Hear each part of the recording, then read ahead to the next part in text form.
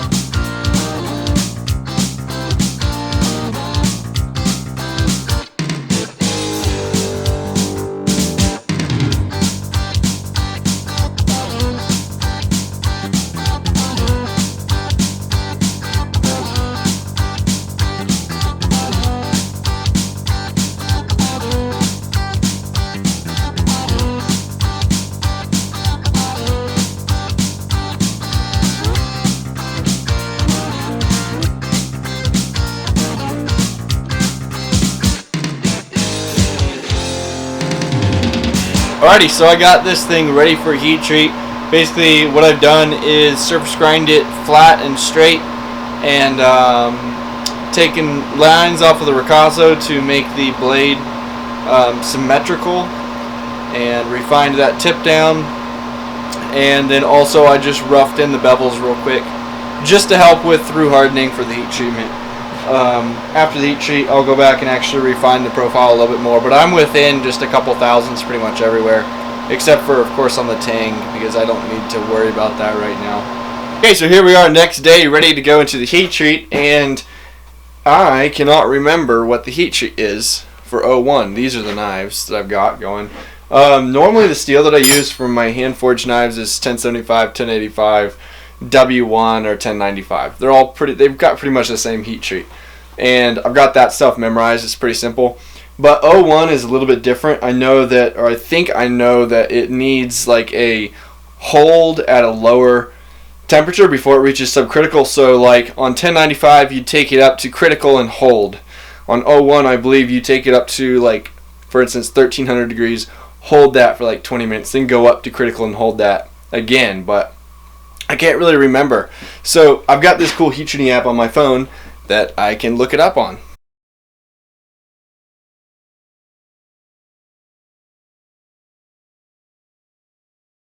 So the information that I found is pretty much what I already thought it would be. I had my numbers slightly off. I said 1300 just as a guess, and this says to preheat at 1200 degrees Fahrenheit. The steel needs to be heated really slowly. So I'm going to do 1200 degrees and soak that for 10 to 12 minutes, and then I'm going to go up to, we'll do 1485 Fahrenheit and hold that for 20 to 25 minutes, and then I'm going to quench in a medium speed oil. This 01 steel is really through hardening, so it needs a slower quench than like a fast hardening steel or shallow hardening steel such as 1095 or W1. All of this information is online. It's readily available. So if anyone like ever has a question about heat treating steel, you can get it off of this heat treating app or do a little bit of research on forums. But I will warn you, be careful about the information that you get off of forums. It's not always really credible. A lot of people also recommend 01 as a beginner steel for knife making, and that's kind of, I think, misleading, because 01 is a lot more expensive than 1095 or 1084, and it is more difficult to heat treat. You won't get the most out of the steel without a heat treating oven. You need to be able to control that rate of heating and also be able to control how long it soaks at temperature. If that steel is not soaked at temperature correctly, then you really just don't get the advantages out of that high alloy steel. So you're basically spending more money to get less results than you would if you had used a simple high carbon steel like 1095 or 1084 would be even better, and heat treated it mediocrely. You know, you'd get better results. So in my opinion, best starter steel is going to be 1084. It's a eutectoid steel. It's super simple. It's just iron, carbon, and manganese. So if you're beginning, go get some 1084 and check that out.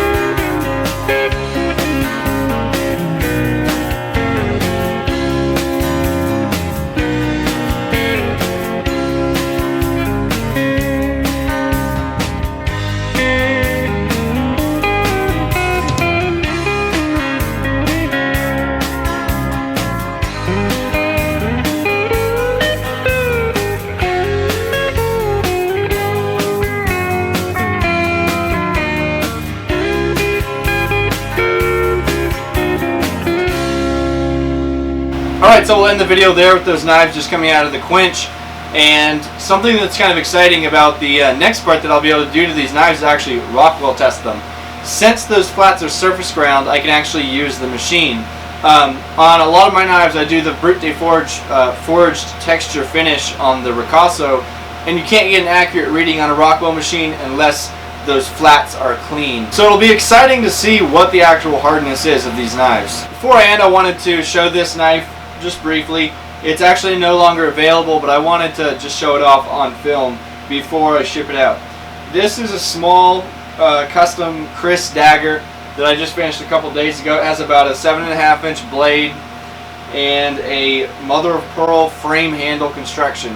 So a frame handle actually uses a hidden tang, but instead of having a solid block of handle material, you have a false tang that's made up of another material with scales on top of that. So this handle frame is made out of bronze and black G10, and I have solid mother of pearl scales on top of that with hammer domed bronze pins. The mother of pearl is just a really amazing handle material. This is the second time that I've used it. It's like it's holographic. It just has so much depth to it when you move it around in the light. The blade has a 600 grit satin finish, and that's actually the finish that I'm probably going to end up doing on most of these 3 knives that we're following along with in the video. I really enjoy making these curvy types of daggers. Not exactly sure why. They're definitely a lot more challenging than a straight dagger and unique. There's not many people making crisp daggers. So I plan to do more of these in the future just because they're fun. So I just wanted to show that real quick. So we'll end the video there. If you liked what you saw, if you learned anything, please let me know. Like, comment, and share it with your friends. So that's it. I'll catch you next time.